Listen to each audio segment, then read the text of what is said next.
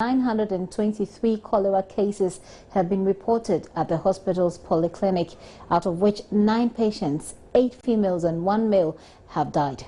The Child Health Department has also received 34 cases but recorded no deaths. The high increase in cholera cases has forced hospital authorities to convert the outpatients department and corridors into makeshift clinical bays. While some cholera patients are currently receiving treatment in wheelchairs, on benches and any allocated spot at the hospital's premises. The largest hospital in Ghana is therefore urging the public to adopt good sanitation practices to reduce the number of cases and prevent cholera infection. Joining us on the phone now is the head of public health unit at the Korle-Bu Teaching Hospital, Dr. Philip Amo, to explain the current situation and attempt to cope with it. Now, good evening to you, sir, and many thanks for your time. Very much. Well, is it the case that both the main hospital and the polyclinic can no longer take new cases? Because as far as we understand, the polyclinic is the one that's challenged.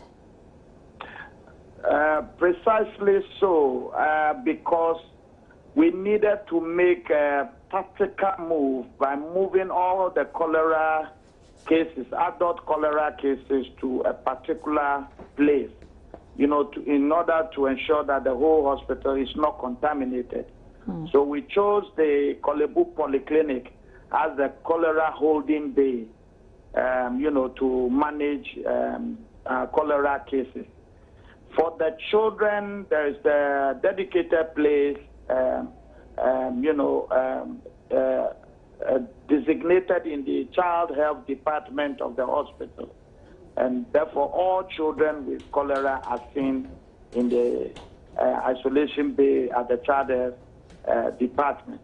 So this is just to ensure that there's no disruption in the main services. Korle-Bu provides a tertiary health care, so specialized cases, very difficult cases that cannot be handled sometime anywhere in the country are coming through.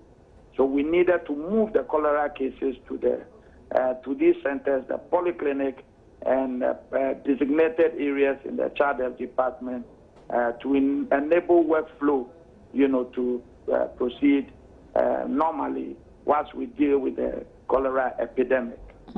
But people are still dying from cholera. Isn't that serious enough?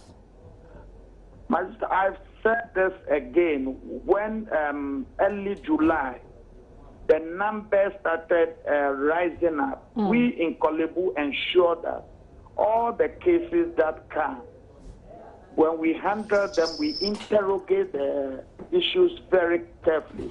The circumstances under which we believe they acquire the cholera germ, and we look at the trend in the numbers.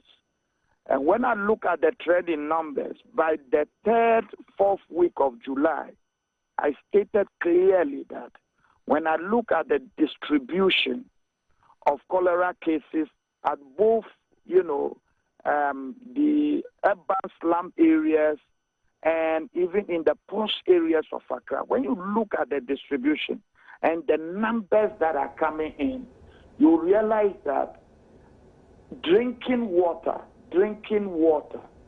cholera can be transmitted by food, the food we eat, by insanitary handling of the hand, and also by contaminated water. But when I look at the circumstances and the numbers and the distribution and the circumstances under which we believe people acquire the cholera, we believe that drinking water has been interfered with.